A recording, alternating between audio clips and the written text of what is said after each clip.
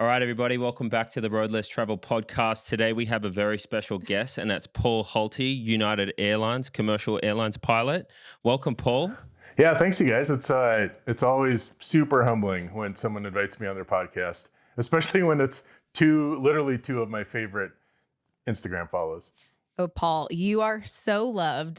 You have a ton of subscribers for My Layover Life on YouTube, a ton of Instagram subscribers, and people are flooding my DMs ever since yesterday when we said we were going to have you on, and all the aviation geeks had their chance to, ask you anything they wanted to. So Yeah. you're very well loved. Welcome to the show. Well, it's good to be here, and I honestly don't know why I am loved like that, but it's good to hear. I think it's your personality, and you're such a great storyteller. You can really get down on everybody's level, and you're just very captivating on camera, and you're fun to watch. Yeah, thank you. It's taken, I think my YouTube channel's been around for, I don't know, 4 or 5 years now, and it's taken a while to iron out all the fine tuning of telling stories and finding the right way to do it. But so far it's been fun. So tell us a bit about that and how it started. You started as a pilot, and with all of these layovers, then created a YouTube channel. Is that right? Yeah, that's right. When I started the YouTube channel, I was doing all these really cool layovers in Rome and Athens and Milan and Munich and I would see some pilots who would show up to the hotel, pilots and flight attendants, and they'd go to the hotel and literally watch Netflix for 24 hours of their whole layover. And so when I started the YouTube channel, I started it as a way to encourage other crew members to hey, you don't have to take a train 4 hours to go do something, but there's something cool that maybe you've not seen before. And even if you've been here 100 times, there's still, everything changes every day. And that, of course, most crew members didn't see those videos because they're not looking for them. And there's a ton of travel YouTube channels that are way better than mine. And once I started including more like behind the scenes aviation stuff, then it picked up a little momentum. And, it tells more of a story when you're starting the whole trip and then doing the layover and then finishing the trip, and kind of completes the story. Well, as a filmmaker and an Emmy Award winner, I think you're a fantastic storyteller. Oh, and that's really nice to hear. Thank you. No, I've watched many of your videos, and I know how hard it is to put out good content consistently. As a former drone gear YouTuber, I was reviewing drone products when the drone industry started taking off there in the early 2010s, and giving back information. And my channel, when you're consistent and you're following sort of a story or a platform of a layout, I should say, of how you want to tell, whatever it is you're telling, your channel grows. But the consistency is really a big one, and you're doing a really good job of that, putting out like realistic deliverables too, 1 video a month. Yeah, and I used to try to do 1 video a week, and then I kind of changed my mindset to well, what if I, because not every layover is amazing, Yeah. Yep. And also it felt like a lot of pressure on me to okay, I have to go out and do something awesome every single time. And I started focusing more on creating better content less frequently. Well, Paul, I feel like you are a more relatable and approachable Anthony Bourdain. Did you ever watch The Layover? Yes, I did watch that. Yeah. Yeah. It's like you kind of took it and made it your own, and it's just a little bit more relatable, what other people could do on a layover. And yeah, it's pretty cool. I mean, some of the things I've started doing, like going in a helicopter over London or whatever. I mean, maybe not as approachable, but still really cool to take in. But I also went to a coffee shop that was in a Victorian toilet in London. So exactly. anyone can do that. I Let's love it. let's go back to sort of the beginning here, and then we'll go into some of your favorite layovers and journeys, and some pilot stories you can tell us. Where are you from? You live in Minneapolis. You Yep. have a beautiful family there, Yeah. and Yeah. tell us a bit about your where you live, your background, when you started flying, how many years you've been flying for United, and yeah, let's start with Sure. that. Yeah. So I started flying when I was 14, a little grass strip in just southern Minnesota, south of Minneapolis. And I was getting, to keep the story short, I was getting bad grades in school. And my dad saw this love of aviation in me. And he said, all right, for every A you get 1 hour flying. And for every B you get a half hour flying. And so overnight, I went from C's and D's to A's and B's, and started flying. And I got my private pilot license and my instrument rating in high school. And then I went to college at St. Cloud State in St. Cloud, Minnesota, and got the rest of my ratings there. And I picked up a bunch of flying jobs when I was in college. And because I had kind of an early start, I got my commercial license when I was 18. And so I was able to do all this commercial flying, commercial being, I'm getting paid for it basically. And then I started with a regional airline when I was 22, straight out of college. And then I was 27 when I originally started with Continental in 2006. And so I've been Continental, then obviously merged with United. And so, yeah, I've been with Continental / United since 2006. So coming up on 18 years almost. And That's it's been great. incredible. Yeah. That's That's amazing. amazing. That's a great story. I love your dad for doing that. What a great Yeah. incentive to get good grades out of you. Oh yeah, for sure. Yeah. And really like to see, like, I hope my kids do this, find something that they really love and pursue that. Because really do something you love, I mean, it's so cliche, you never work a day in your life or whatever, but like it really is a joy every time I go to work. You can see that in your videos. So when you talk about your dad, you sound like a family man. You have a family of your own now. What's it like being in the travel industry with a family? Yeah, it's, there's certainly tough times. Like I've missed plenty of Christmases. I've missed Thanksgivings and birthdays. But I also am home way more than the average working person. For example, we just got back from a week in Hawaii, and I literally start vacation on Wednesday this week. So a couple days from now, I start my vacation. So I have 1 week of vacation, but I had 9 days off before that, and we went to Hawaii. So Amazing. you You know, got it it's- figured out. yeah, it's so there's a lot of time at home, and when you're home, like there's no obligations. That you're not answering emails, you're not literally not doing anything except editing YouTube videos. So, and Yeah. probably being very present with your kids right, yeah, and your family. yeah. So I've been married for almost 20 years now, and we have 2 kids, Anders and Amelia. One thing I love that I saw in a recent video of yours was that you take your kids anywhere they want to go around the world at 10 years old. Yeah, My parents said I could go anywhere, and my 2 sisters as well, once we turned 14 in the US or bordering countries. I chose Cancun, Mexico, yeah,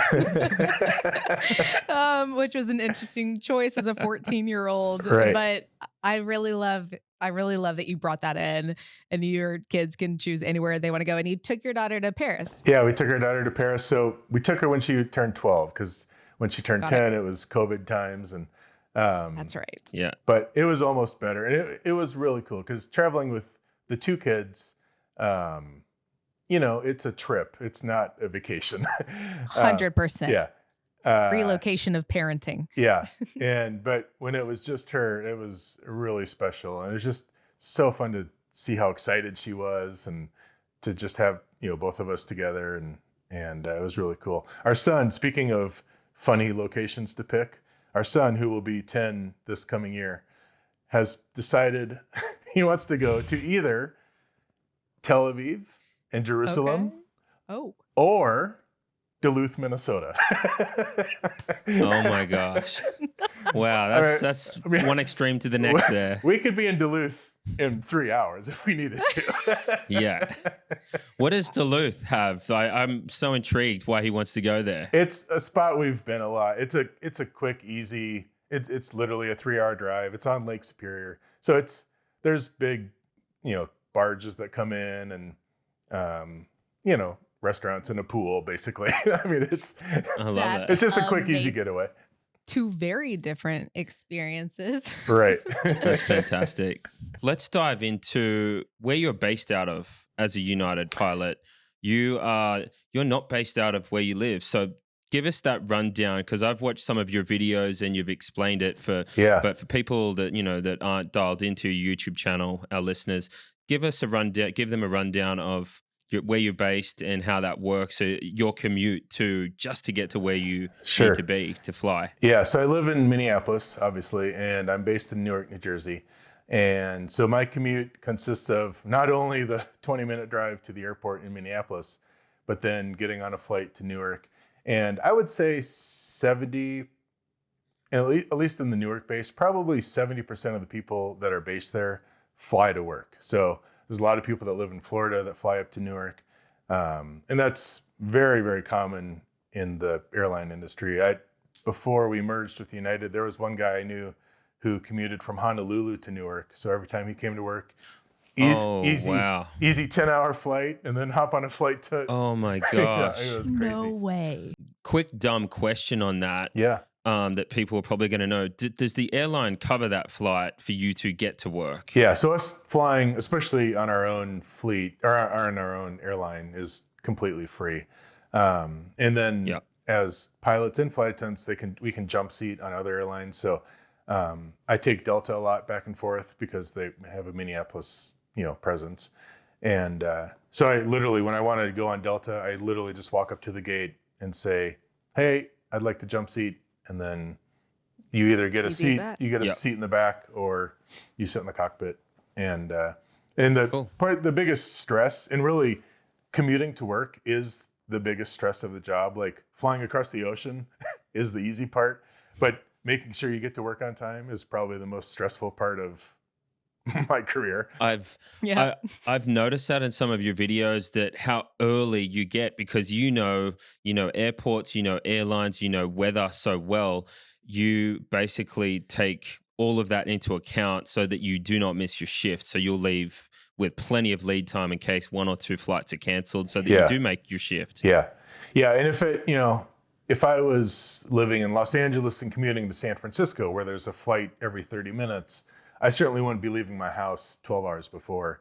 But if there's only 4 flights a day or 5 flights a day to Newark, and one or two of them could cancel depending on the weather or whatever, it just leaving early in the morning for a Europe trip not only gives me plenty of backups to get to work, but it also kind of sets me up into like a nap sequence. So like I take a Yeah. nap on the flight to Newark, and then I take a nap when I get to Newark. And then, on our flights to Europe, we get naps on the airplane. So I'll take a nap on the airplane. And We want a well-rested pilot for right. sure. So Yeah. that's good to hear. So ironically, by getting up early, it helps me sleep more. Yeah. And Yeah. the people who drive to work, they aren't necessarily taking a 3 hour nap in the middle of the afternoon because they're home and they got their kids and they got all that other stuff. So we all show You got up. these We all show up perks. rested to work, but sitting around the airport all day gives you plenty of time to nap. So Absolutely. I have so many questions for you I want to dive into. Some Okay. just burning questions from me and my love for aviation. Fun fact, I was born on the National Aviation Day, August 19th. Wow, And I guess that's where it all started. that's My awesome. love for aviation. It's fun. I was able to do a little tour at the Museum of Flight right outside of And Seattle yeah, a few years ago. So cool. You can go on a tour, that assembly line of all the Boeing planes. And speaking of Boeing, I know they're in the news a lot lately. And the burning question in my DMs is it safe to fly on Boeing planes?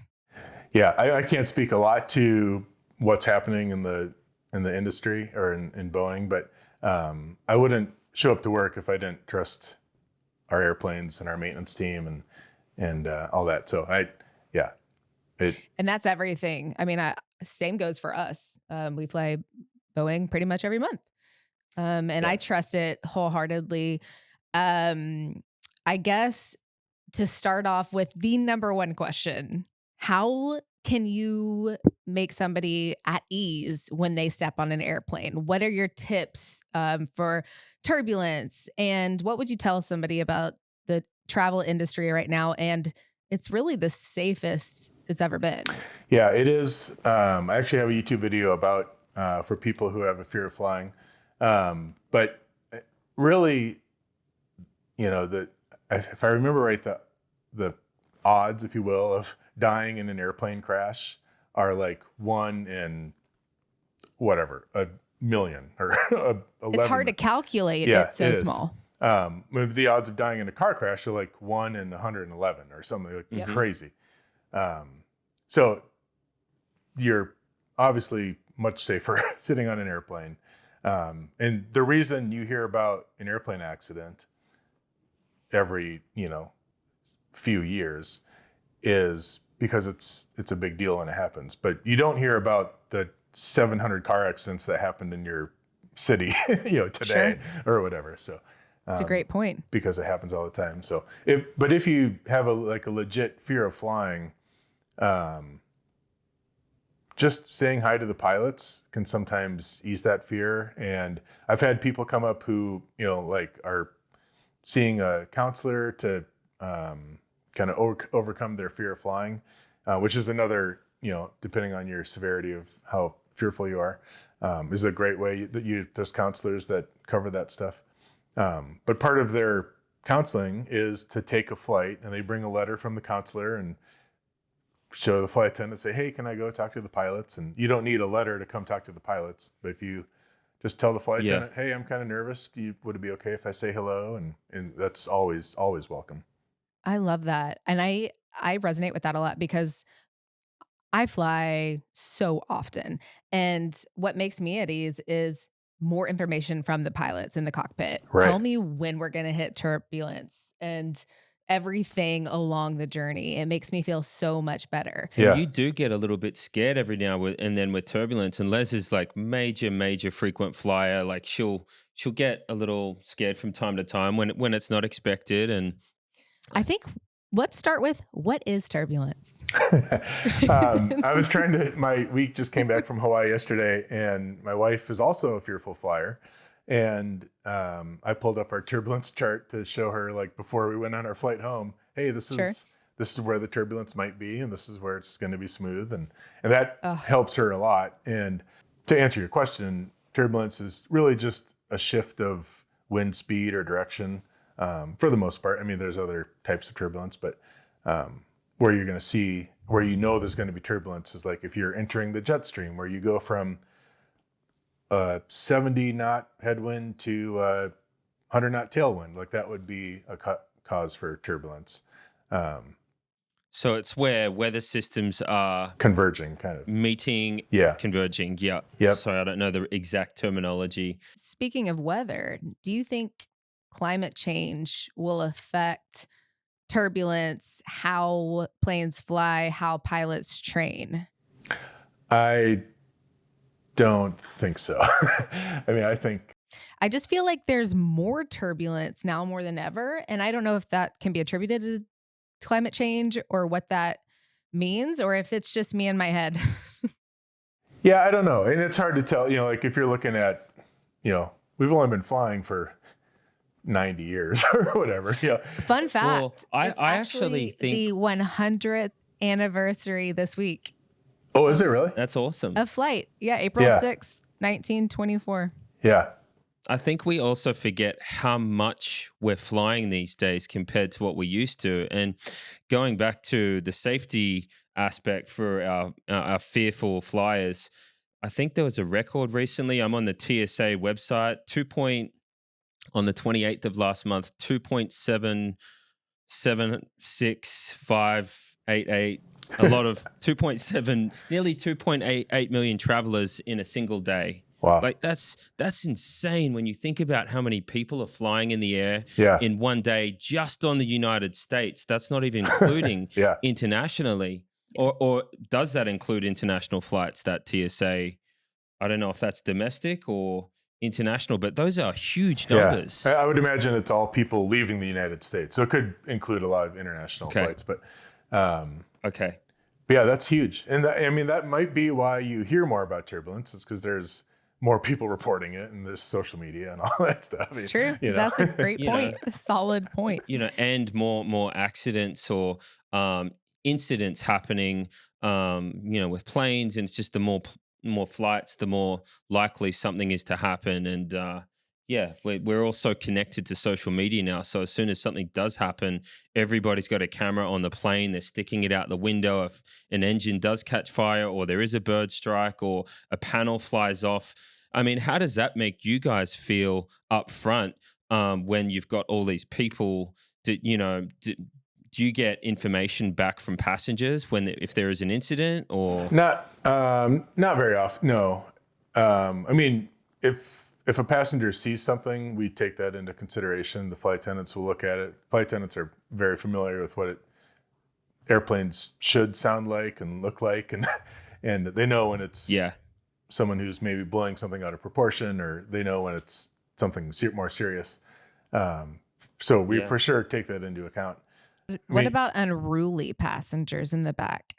I mean, do you have, authority to deal with them, land the plane if you think that's appropriate? How do you deal with that with the rise of that as social media continues? yeah, um, yeah. I mean, I wouldn't tolerate anyone hurting anyone on board. So, yeah, we have the ability to land if we need to, but we try to kind of what's the word, mediate Yeah. those situations as best we can. Gosh, I have so many questions I'm dying to ask you. I think I'm kind of shy with this one, but my favorite show is on the Smithsonian Channel, Air Uh-huh. Disasters. Yeah, I'm sure you've heard of it. yeah. Do you watch it, or do you kind of just turn a blind eye to it, don't want to see any of it?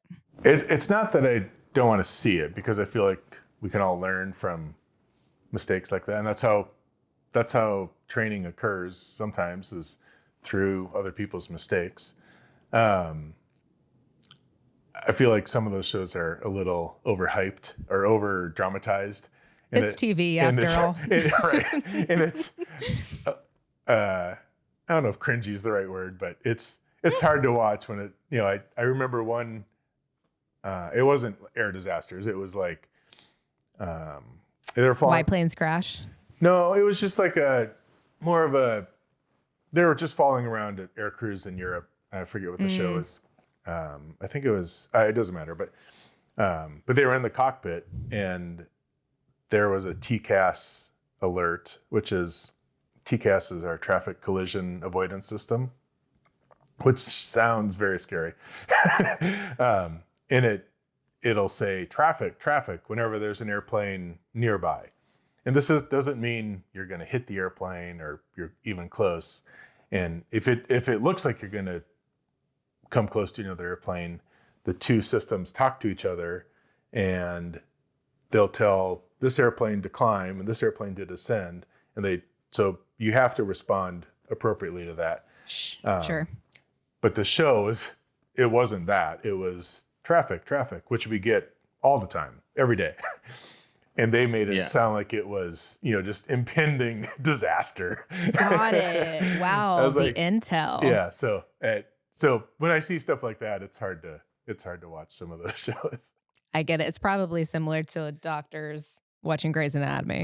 Exactly. Is what I imagine. Yeah, Yeah. Leslie will be watching these air disaster shows, and I'm like, we'll be getting on a plane the next day, and she absolutely loves it. But she also says, it's a testament to aviation and safety. These accidents that have happened, each one that has happened in the past, have led to this us becoming, Better, safer yeah. flyers and Yeah. planes and everything becoming better in the industry. Yeah, for sure. Yeah, I think they say it's all FAA regulations are written in blood, Yeah, that's as probably they right. say. Yeah. Yeah. All right, I feel Paul, like we give need to us move on to your. something a little more Yeah, you're Yeah. right. lighthearted. Lighthearted. Then I'll save the next question and let Okay. you go. Oh, okay. I've got quite a few great questions here. So this is from a friend of ours, Adam Malouf. He just got his commercial pilot's license in Dallas. Awesome. He's an Australian. He has 4 questions for you, so I'm going to fire off. Okay. All right. And some of them might be, this is his first one. Has there been a time in your flying career where you've been actually scared or worried about a situation? Yeah. Never when I'm flying an airliner. There's been situations in small airplanes, where there was one example, I got into some icing, which is icing in the clouds is hard to predict. And I was in a small airplane that had no capability of like getting rid of ice. Like on any airliner, we have the ability to like heat up the front of the wings and just, get rid of any ice that accumulates. But on some small airplanes, like you can't do that. And I got into some ice and we needed to start descending. We were descending whether we liked it or not, like full power, we were descending. So there's been stuff like that. Obviously we descended into warmer air, the ice burned off and then we landed somewhere else and Well, drove I to mean, wherever we were as a going. pilot, that's your job to identify a problem really quickly, and then take action to fix it and correct it to Right. avoid, So a does Yeah. that mean in small planes you have you you can't take off or fly in certain weather conditions, uh, being very cold in the winter, or you just have to stay at a certain altitude? Yeah. So in a small airplane, and I'm not talking like a regional jet. I'm talking like a Yeah. 4-seat Cessna. Cessna? Yeah. Yeah. Cessna. Yeah, you need to be really cognizant of where the freezing level is and what sort of precipitation there is. If you're going to be in the clouds for long, if the freezing level could be at the surface, but if you know that the cloud layer is only 100 feet thick and you're going to pop up onto the top of it, then that could be totally acceptable. Sure. But if you don't know how thick the clouds are, you check the bases and the tops of the clouds, and if you're going to be in that area and it's freezing, like it can be tough to predict exactly when you're going to pick up ice, so then you end up not going flying. That's Yeah. Yeah. That makes sense. Yeah. Thank you for Not this. the end of the world. I've got Adam's second question here from a new pilot. How do you stay motivated and engaged in your career as a pilot? Yeah, that's a good question. Because there are days that are a struggle, even once say you get to a regional airline where you've just flown your 7th leg for the day, and and you're going to a hotel for 10 hours of rest, and like you're not in Rome having a 3-day layover. Yep. Like there are certainly days that are frustrating. I honestly take it one step at a time. Like, okay, first thing we're going to do is get up, have breakfast, go to the airport, go through security, get on the plane, do the pre-flight, and just literally just go through the whole day like that. And then taking those moments where now you're at cruise flight and you've got this 180-degree view that looks like an IMAX movie and you're watching an amazing sunset.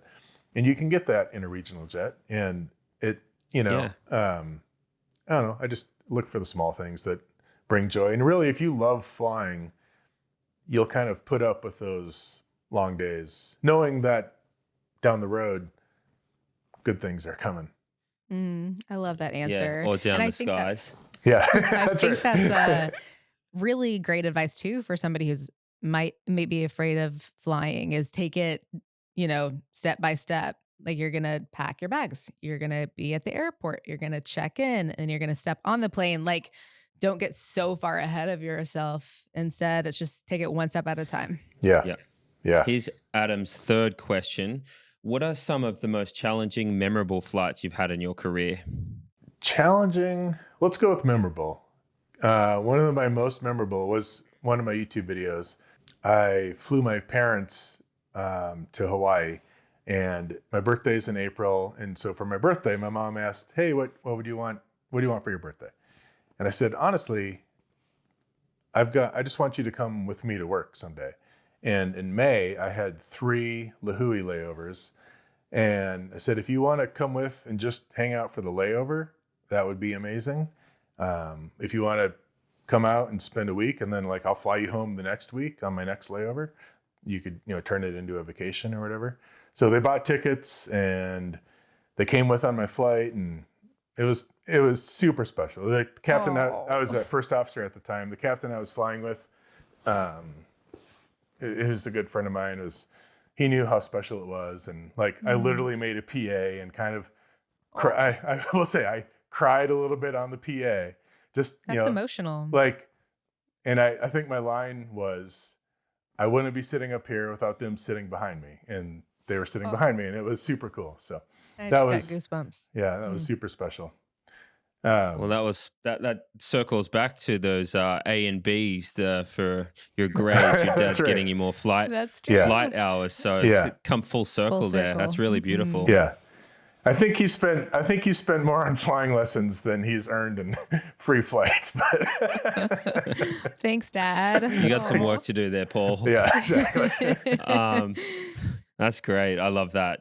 And as a passenger, we hear some of these milestones with pilots come up over the PA, and it's really cool as a passenger to hear those personal stories. So yeah, keep sharing those milestones with us back there. I know everybody enjoys that. Yeah, it kind of personalizes the hidden voice behind the cockpit door. And yes, a first officer I just flew with, his dad is a captain for us, and his brother is a first officer for us, and I think it was last year sometime, they all 3 worked together, Newark to Maui, and Maui back to Newark flight.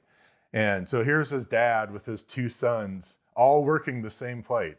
And, oh my God. And that's I special. love that. He showed me the PA his dad made, and yeah, there was a lot of pauses in the PA. Oh, I bet. Which is I bet. really cool. Yeah.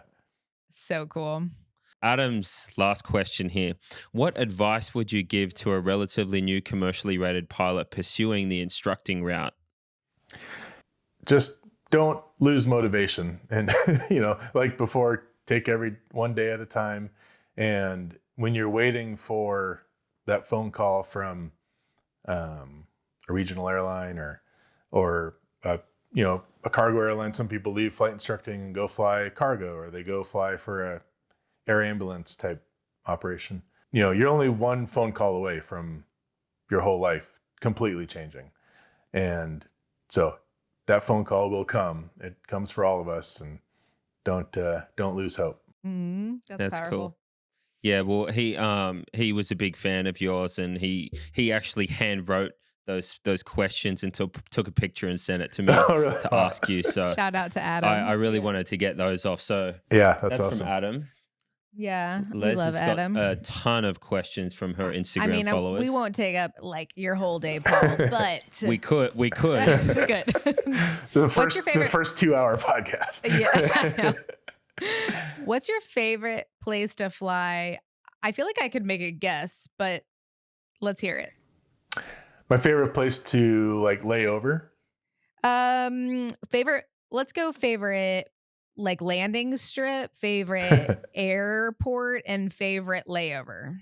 Favorite landing strip? I mean, they're all pretty similar. I would say the most unique one we fly into as like a routine airline operation is probably Washington Reagan. The river visual comes in from the north, and I haven't done it in a long time since I was on the 737, but it is fun because you literally are just following the river down into like there's different altitudes to hit, and it's super cool. And there's like you're turning, and there's the Pentagon right there, and then you turn onto final, and there's the White House, and that's awesome.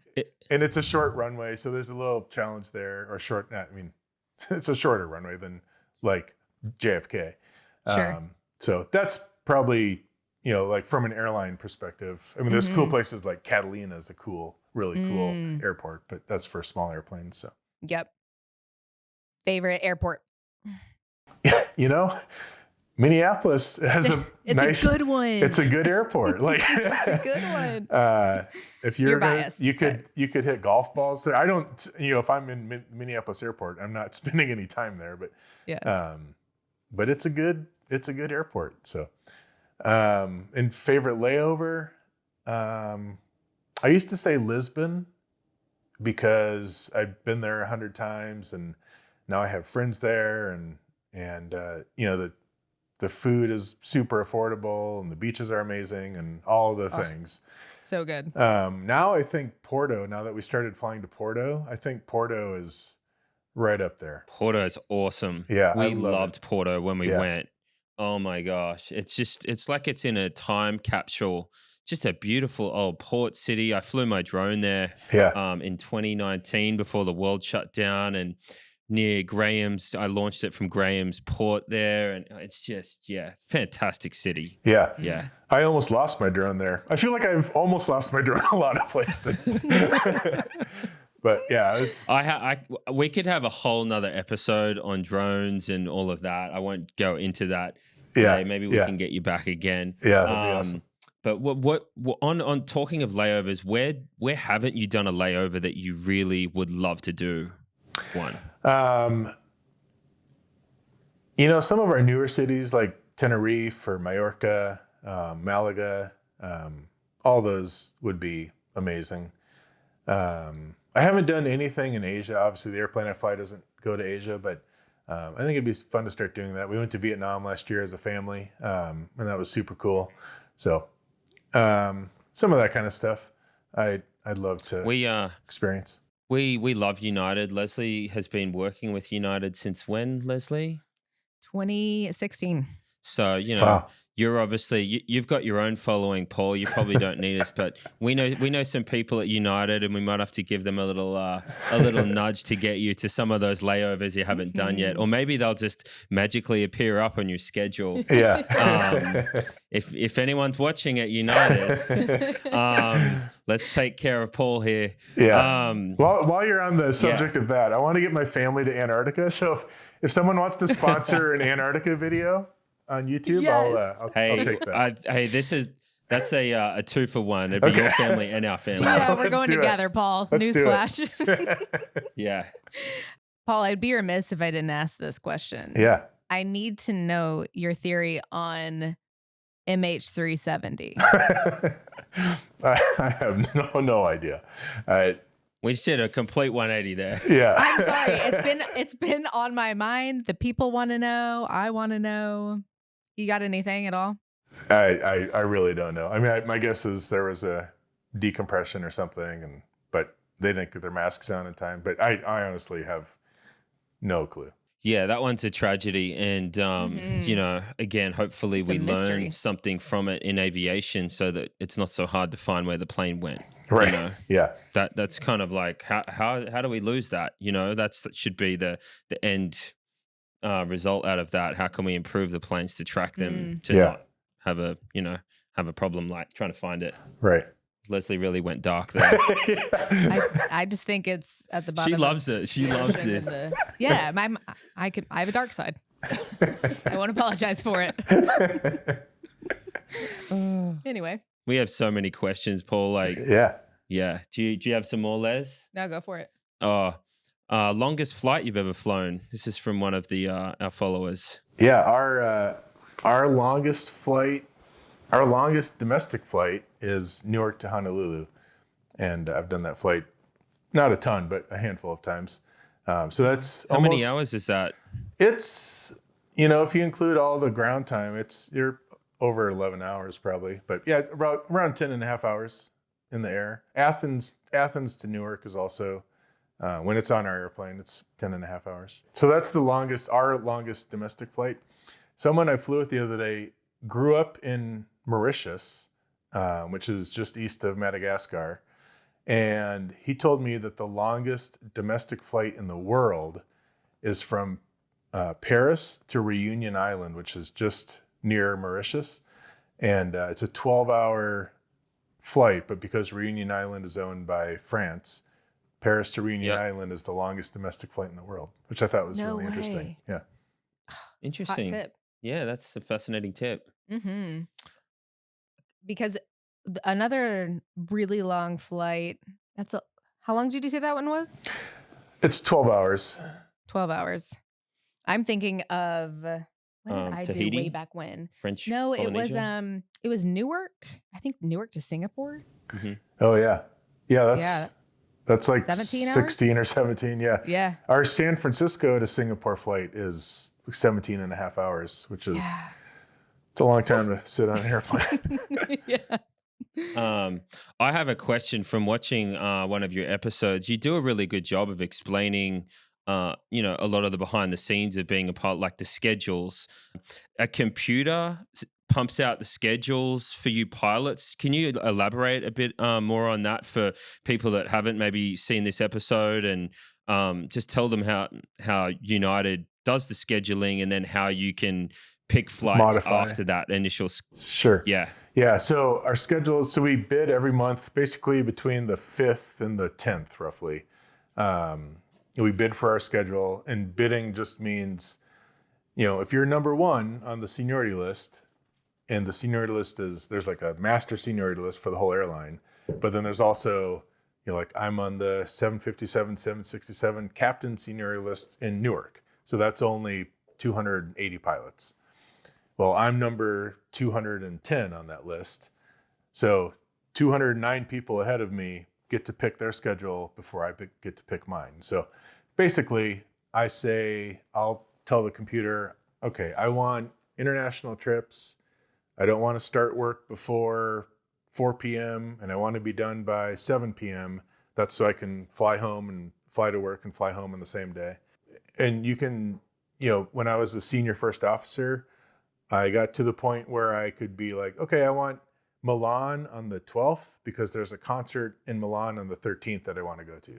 No way. And I would get that, which is It's amazing. That's amazing. You're in the top 20% when you're doing Yeah.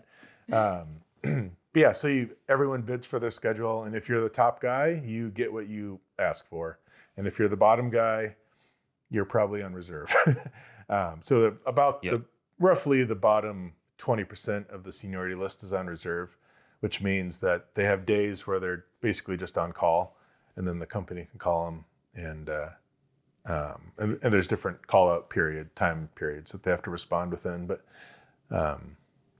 yeah, and then once you have your schedule, you can modify it however you want. So you could get a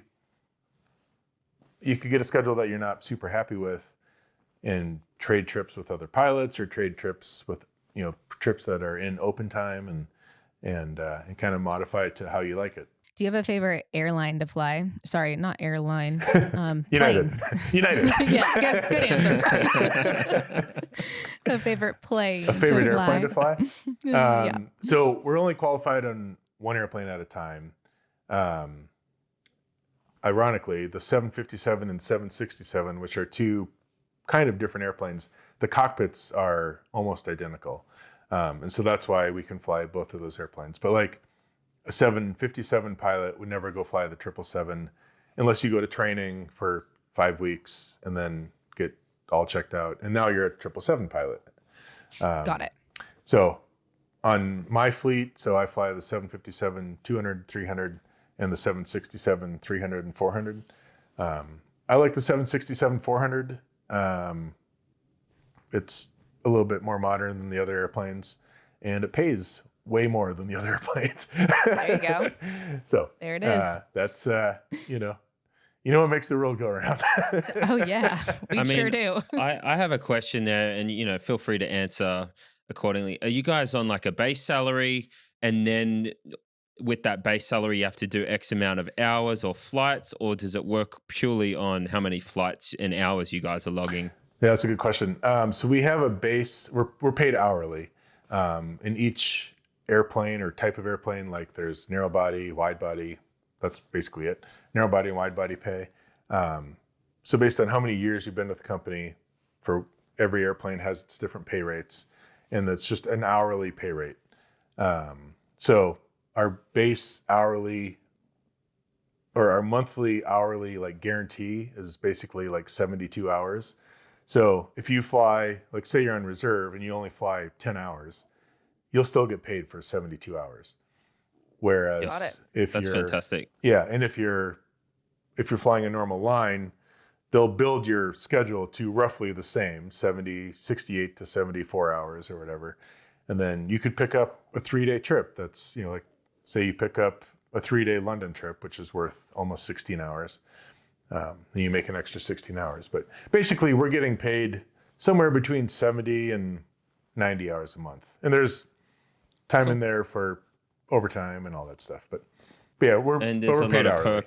And a lot of perks that come with it as a pilot, like flying standby, family travel, stuff like that. Yeah, for sure. Everybody gets it. Yeah, and the stuff, like the stuff my family and I have done flying, like last summer, we flew to Rome for 46 hours. Like we literally... I saw that video. Yeah, we literally woke up in Newark, we have a thing on our travel website, and you can just tell it, I want to go somewhere today from Newark.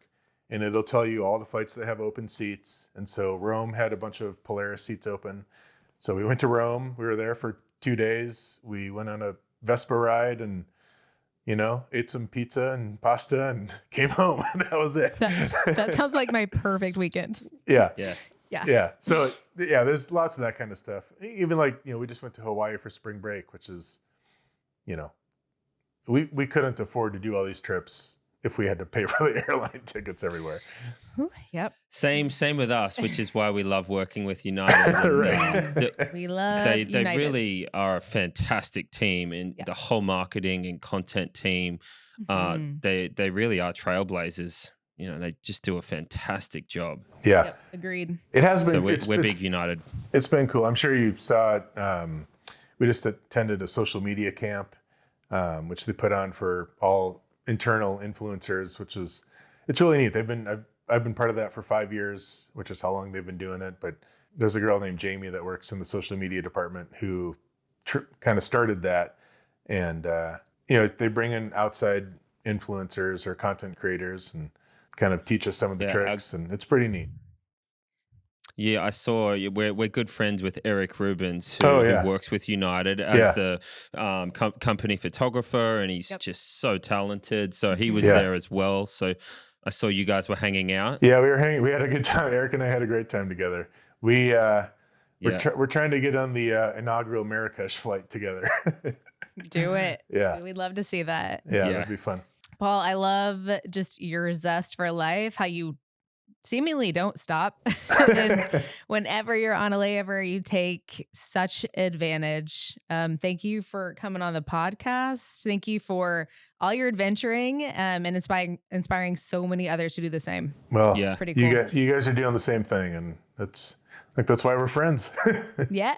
Absolutely. Yeah, and if you ever got a layover in Little Rock, you have a room here to stay, and we can take you to the lake house and get out on the boat. That'd be awesome. Yeah. Have you ever been or flown into Little Rock? Yeah, probably on the 737, but for sure when I flew for the regional airline, I sure went there. I was going to say, if you guys lived in Hawaii, I would have gladly flown out for the podcast. I know you seem to love Hawaii, and so do we. We're hoping to get down there later in the year. I'm gonna put it out there on the waves right now that we need to do a collab. I would love to be on the Layover Life. I got some big drones. I got some big cameras behind me right here. I know you. Maybe we can do I would be embarrassed to really show you my camera setup. Hey, you don't need much. For everyone out there creating content, the best thing to do is just get a camera, turn it on, press record, and start telling your story. I think, and be consistent. I think that's the best advice I could give someone as a filmmaker. But as a drone pilot and a filmmaker, I want to come on one of your layovers with you and shoot and fly the drones and support you. So yeah, that'd be awesome. I don't know. Maybe we can do something in the next 12 months. We can have a layover. Let's do together. It. Awesome. Let's do it. Thank you for coming on. Thank you for inspiring so many young people, boys and girls, to be future pilots. I think what you're doing on your channel, My Layover Life, is just fantastic. You're shedding light on the industry that you love. We love travel. So just thank you for doing what you're doing. You have such a great positive energy. And everybody that's listening, if you're not already following Paul at My Layover Life on YouTube, on Instagram. Go and follow him. He's killing it, putting out really cool, amazing content on all your journeys. So yeah, I just have to give you one last push, Paul. You guys are too kind. Yeah. Yeah. You're awesome, Paul. Yeah. Thanks for everything. So of course. thanks for joining us, mate. Yeah, this has been great. Thank you.